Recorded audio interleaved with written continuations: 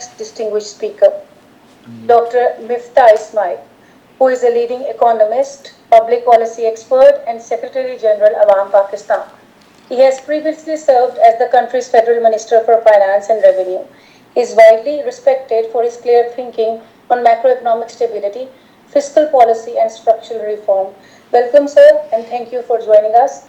Thank you very much. In your expertise, okay. So the question for you from our side is that how do you see Gen Z's financial attitudes, decision-making processes being shaped by the current economic situation? And in what ways do these differ from previous generations at a similar life stage? Thank you very much. Bismillah ar-Rahman ar-Rahim. And thank you everyone for giving me an opportunity to talk to you. Especially Abdul Sattar Babar Sahab of Ipsos.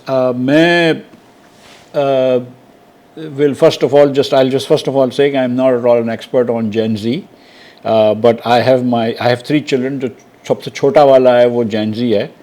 So, but the question you asked is a very good question, that how are Gen Z's decisions different than that of older generations? And I'll come to that in 1 second. And how do they decide based on the economic conditions that obtain in Pakistan today? Dekhein, when I was a young child in the 1970s, Pakistan TV, Zia Muhyiddin Saab used to do a show, and a lot of people used to do, discuss these things on TV, कि नई नस्ल जो है वो बहुत मुख्तलिफ है.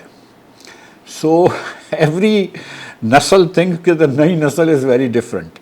Boomers were different to the silent generation, and then all these generations later on, Gen X, Gen Y, Gen Z. So all generations think that the previous generation is very different. It doesn't have the same values as we do, doesn't listen to our values and things like that. So that's not something that is unheard of. And now the question to ask is, number one, is Gen Z substantially different from other generations, the previous generation? And if so, why? The answer is yes, it is quite different. And it is different because it grew up as a cyber literate or a digitally literate generation, in the sense that even millennials have not been. So Gen Z, I mean the oldest Gen Z today is 28 and the youngest is 13. They are different from others, especially the younger of the Gen Zs, because they really grew up with digital stuff. And again, this Gen Alpha, which will grow up with AI, will be again a little different. So social media, the democratization of the opportunity to make your voices heard through YouTube, through TikTok, through Instagram, and all that, makes this generation a little different. But then if you ask the question, what would happen to this generation as it grows old? Will it be substantially different from its older peers, older cohorts, the Generation X, the Generation Y, etc., millennials? And that's not clear to me that they will be substantially different. Every generation is a little different, but they will not be substantially different. Lekin right now, because we have so many Gen Zs amongst us, because Pakistan is a pyramid sort of population, where few old people, and as we go down, the age ladder, more and more people, kids are born. Today we have 8 million kids, 80 lakh kids being born. 10-15 years ago we had 60 lakh kids being born. So because Pakistan की population बहुत ज़्यादा बच्चों पे शामिल है, छोटे लोगों पे शामिल है, नौजवानों पे शामिल है, लिहाजा इनका अफेक्ट हमारी सोसाइटी में ज़्यादा है बनिस्बत उन सोसाइटीज़ पे कि जहाँ पे पॉपुलेशन इतनी तेज़ी से नहीं बढ़ रही.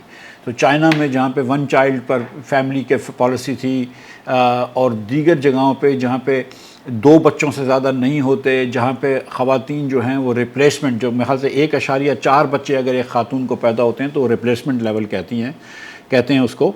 तो जहाँ पे रिप्लेसमेंट लेवल से भी कम पॉपुलेशन है, हिंदुस्तान के अंदर भी अब रिप्लेसमेंट लेवल से कम हो गई, तो उधर भी आबादी बढ़ना बंद हो जाएगी. हमारे यहाँ अभी तक भी 3.5 बच्चे फ़ी खातून पैदा हो रहे हैं, तो अभी भी पाकिस्तान की पॉपुलेशन बहुत बढ़ रही है. तो जेन जी का या किसी भी जनरेशन का, लेटेस्ट जनरेशन का अफेक्ट बहुत होता है پاکستان میں. جو ملیہ لودھی صاحبہ اور دیگر اسپیکر صاحبہ نے بات کی, ندیم حسین صاحب نے بات کی کہ دیکھیں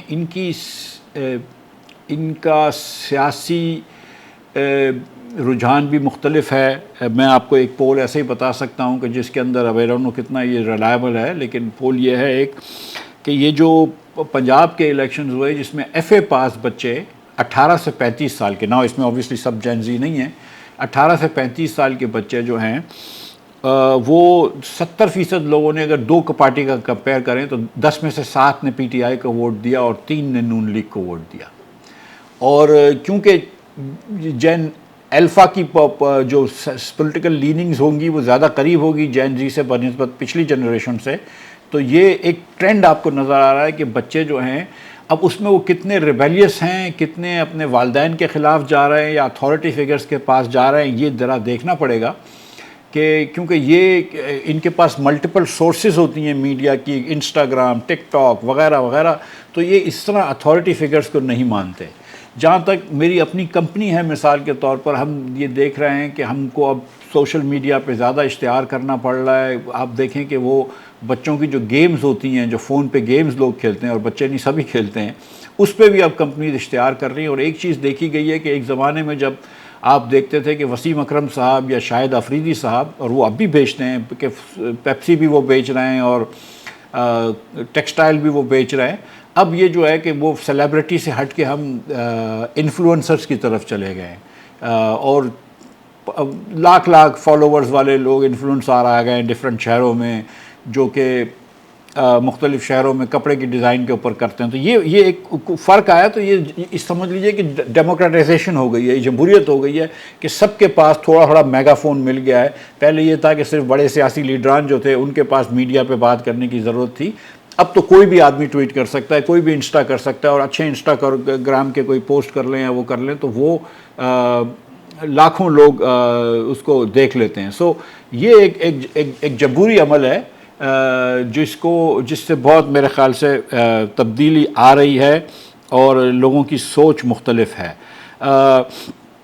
اب آپ نے یہ بات کی کہ پاکستان میں یہ معاشی فیصلے کیسے کرتے ہیں, تو دیکھیں اگین کچھ تو چیزیں ایسی ہو گئی نا کہ جو آج سے 10 سال پہلے کچھ انڈسٹریز تھیں جو ہمیں پتہ ہی نہیں تھی, جیسے بائیکیا ہے, ہمیں بائیکیا کا نہیں پتہ تھی, یا کریم ہے, یا جو ایسی ٹیکسیاں کی ہوتی ہیں, یا اب آپ کو وہ اور بچے بیچ رہے ہوتے ہیں, ہر دوسرے دن آپ کے گھروں پہ آن لائن پیکیجز آ رہے ہوتے ہیں جو کہ 10 سال 15 سال 20 سال پہلے نہیں ہوتا تھا. کھانے کی ڈیلیوری ہوتی, تو بہت سارے بچوں کو اس میں ملازمت ملتی ہے, اس میں روزگار ملتا ہے, تو یہ ایک چیز ہے. لیکن ایک جو لارجر اکنامکس ریالٹی ہے اس سے ہٹ نہیں سکتے, اور لارجر اکنامک ریالٹی یہ ہے پاکستان میں کہ پچھلے 6 سالوں میں, اور میں 6 سال کا اس لیے کہہ رہا ہوں کہ جو ڈیٹا ابھی آیا ہے حکومت پاکستان کے بیورو آف اسٹیٹسٹکس کا ہاؤس ہولڈ سروے کا, انٹیگریٹڈ ہاؤس ہولڈ سروے, اس نے یہ 2018-19 کو کمپیئر کیا 2025-26 کو, 24-25 کو, اور اس کمپیریزن میں ہمیں پتہ چلا کہ ہر پاکستانی اوسطاً ریل انکم میں غریب ہو گیا ہے, اور 12.2% ہم غریب ہو گئے ہیں کمپیئر ٹو 6 ایئرز اگو. اور جو غریب ترین پاکستانی ہیں, جو پورسٹ پاکستانی, دا لویسٹ 20%, جس کو فرسٹ کونٹائل بول رہے ہیں, لووسٹ کونٹائل بول رہے ہیں, وہ 18 اربن ایریاز میں 18% غریب ہو گئے, 23% غریب ہو گئے ہیں, اور رورل ایریاز میں 18% غریب ہو گئے. سو ایک طرف ان کو آپ آپشنز دے رہی ہیں, جمہوریت آپ نے پھیلائی ہے. جمہوریت سے مراد میری وہ پولیٹیکل جمہوریت نہیں ہے کہ اب چوائس سیٹ بڑھا دیا ہے آپ نے کہ you can now do Insta and phones and this and that, news information بھی ڈیموکریٹائز ہو گئی ہے یا ڈی سینٹرلائزڈ ہو گئی ہے. مگر ایک طرف آپ نے چوائس سیٹ پھیلانے کے ساتھ ساتھ بجٹ کنسٹرینٹ اور ٹائٹ کر دی ہے. یہ ایک بڑی عجیب سی چیز ہے کہ ایک طرف میرے پاس زیادہ آزادی ہو گئی ہے کہ میں ڈفرینٹ چیزیں کنزیوم کر سکتا ہوں, different sources of information consume کر سکتا ہوں, different sources of entertainment consume کر سکتا ہوں, لیکن دوسرے طرف جو ہے وہ مجھے دال روٹی کی ضرورت جو ہے نا وہ پورا کرنا مشکل ہو گئی ہے. یہ ایک بڑا اضطراب میں اس جنریشن کو ڈال رہی ہے. اب اس اضطراب میں یہ جنریشن جب ہے تو کیا یہ ریبیلیس ہو جائے گی اور ان کی ویلیو سسٹمز بہت ڈفرینٹ ہو جائیں گی. پچھلے ادوار کے ویلیو سسٹم سے، یا یہ ریبیلیس نہیں ہوگی لیکن کچھ نہ کچھ راستہ نکال لے گی اپنا. میرا یہ ماننا ہے کہ پاکستانی بچے جو ہیں وہ ایک فیملی کے ویلیو سسٹمز میں بہت امبیڈڈ ہوتے ہیں. ہمیں اگر میں ٹویٹر پہ جاؤں تو مجھ سے 40 سال کم عمر کے بچے، 15 20 سال کے بچے کبھی کبھار غصے میں آ کے مجھے گالیاں دے رہے ہوتے ہیں، لیکن اگر میں ان سے کبھی فزیکلی ملوں تو مجھے انکل سلام علیکم ہی کریں گے، بڑی اچھی تمیز سے بات کریں گے. تو ہماری ایک فیملی ویلیوز ہیں پاکستان کے اندر کہ جو ایونچولی جیت جاتی ہیں ان چیزوں سے. سو ہم اپنی ویلیو سسٹم رکھیں گے. آبویسلی ان کی ویلیوز چینج ہو جائیں گی. جو ہمارے بڑے بوڑھوں کی ویلیوز تھیں یا جو میری بھی ویلیوز ہیں وہ ڈفرینٹ ہیں جو ان بچوں کی ویلیو ہے. تو وہ ویلیوز ڈفرینٹ ہوں گی. تو میں اگر اپنی ویلیوز سے ان بچوں کو جج کروں گا تو یہ ڈفرینٹ لگیں گے، لیکن ان کو ان کی ویلیوز سے جج کریں، ان کی ریسٹرکشن سے جج کریں، ان کی آمدن سے جج کریں، ان کے مسائل سے جج کریں. اب اگر 60 70 80 سال کے عمر کے لوگ جب ہر جگہ بیٹھے ہوں، چاہے وہ کارپوریشنز ہوں، چاہے وہ بینکس ہوں، چاہے وہ بزنسز ہوں، یا چاہے وہ حکومت ہو، تو وہ بچے اپنے آپ کو ڈسٹنٹ سمجھتے ہیں کہ یار یہ چاچا تو سمجھ ہی نہیں رہا کہ ہم بات کیا کر رہے ہیں. وہ جو 6 7 بول رہے ہوتے ہیں اور پتہ نہیں کیا کیا بول رہے ہوتے ہیں، تو وہ تو اس کو تو سمجھ ہی نہیں آ رہی کہ یہ بچے کیا یہ بات کیا بول رہے ہیں. اور چاچا آن دا ادر اینڈ سمجھ رہے ہیں کہ یہ پاگل ہیں. اب میں آپ کو ایک انٹرسٹنگ سٹوری دوں کہ میں اور میرے بڑے بھائی ووٹ دینے گئے اس الیکشن میں. تو my brother is 70 years old, I am 60 years old. سو وہ گئے تو میری آنکھیں کھل گئیں کہ سب لوگ، مطلب مجھے تو لگ رہا تھا کہ سب 18 19 20 سال کے ہی بچے تھے لائن کے اندر لگے ہوئے. I was surprised. انہوں نے میرے بھائی کو اور مجھ کو کہا کہ سر آپ ضعیف لوگ کو بیٹھ جائیں صوفے پہ، آپ کو لائن میں کھڑے ہونے کی ضرورت نہیں، جب آپ کی باری آئے گی تو بلا لیں گے. تو میرے بھائی تو جا کے بیٹھ گئے. میں نے کہا میں کب سے ضعیف ہو گیا، لیکن اس پولنگ اسٹیشن میں ضعیف تھا. میں آپ کو سچ بتا رہا ہوں کہ ہر بچہ 20 سال کا تھا اور میں 60 سال کا تھا. اینڈ کیوں ہر بچہ 20 سال کا تھا؟ کیونکہ وہ پاپولیشن زیادہ ہے. 60 سال کے اتنے لوگ ہیں ہی نہیں جتنے 20 سال کے ہیں پاکستان میں. 60 سال کے، اور اس سے بہت فرق پڑ جاتا ہے کیونکہ ایوریج ٹیسٹ وہ ڈیفائن کرتے ہیں. آپ کا موڈ وہ ہے، میڈین تھوڑا سا زیادہ بھی ہو تو موڈ وہ ہے. آپ کا میڈین بھی 30 20 سال سے زیادہ نہیں ہے، 34 سال سے زیادہ نہیں ہے مین ایج یا میڈین ایج، لیکن موڈ آپ کا وہ ہے، وہ چلا گیا ہے. زیادہ تر جو ہے وہ آپ کو 20 سال کے لوگ ملیں گے. سو آپ کی جو مارکیٹنگ بھی ہو رہی ہے وہ اس طرح سوچ کے کر رہے ہیں کہ یار ان کو دے دو. سو یہ سیاست کے لیے، اب ٹو کمنگ ٹو سیاست ناؤ، کہ سیاست کے لیے چیلنج بھی ہے اور اپرچونٹی بھی ہے. یہ الیکشنز ہوئے اور اس میں ایک پارٹی نے بالکل کیمپین نہیں کی اور کیمپین کی اجازت نہیں تھی اس کو، لیکن وہ پارٹی نے بہت اپنا ووٹر نکالا. وہ صرف سوشل میڈیا کے تحت نکالا ہے، واٹس ایپ چینلز کے تھرو نکالا ہے. اور وہ میرے بس کی بات نہیں تھی. یہ مجھے تو آج تک واٹس ایپ چینل سمجھ میں نہیں آئے. ہماری پارٹی کے اندر بھی لوگ کرتے رہتے ہیں، بچے کرتے رہتے ہیں، مجھے سمجھ میں نہیں آتا. مجھے بولتے ہیں جوائن کر لیں انکل، میں جوائن کر لیتا ہوں، لیکن سیریسلی مجھے سمجھ میں نہیں آتا ہے. لیکن یہ کیونکہ اس پارٹی کے بہت سارے سپورٹرز ینگسٹرز تھے، ان کو یہ چیزیں پتہ تھی تو انہوں نے یہ کام کر لیا. سو یہ بات ہمیں سمجھنی چاہیے کہ یہ ایک چیلنج بھی ہے تو اپرچونٹی بھی ہے. اور اگر آپ اور بیسکلی دیکھیں چوائس نہیں ہے. اگر آج آپ جین زی سے بات نہیں کریں گے تو آپ جین الفا سے تو بات ہی نہیں کر سکیں گے، اور پھر آپ کبھی کوئی الیکشن نہیں جیت سکتے پاکستان میں. کیونکہ ہر سال جین زی کی پاپولیشن مطلب تو رہے گی، لیکن ملینیلز کی بھی رہے گی انشاءاللہ، لیکن بومرز کی اور تو پاپولیشن کم ہو رہی ہے نا. جو 46 میں پیدا ہوا ہے وہ تو آج مطلب عمر رسیدہ ہو چکے ہیں، مطلب 79 سال کے ہیں وہ. سو وہ پاپولیشن تو بڑی شرنکنگ ہے. تو آپ کو تو ان سے بات کرنا ضروری ہے. اگر ان سے بات کریں گے تو اگلی جنریشن سے بات ہوگی.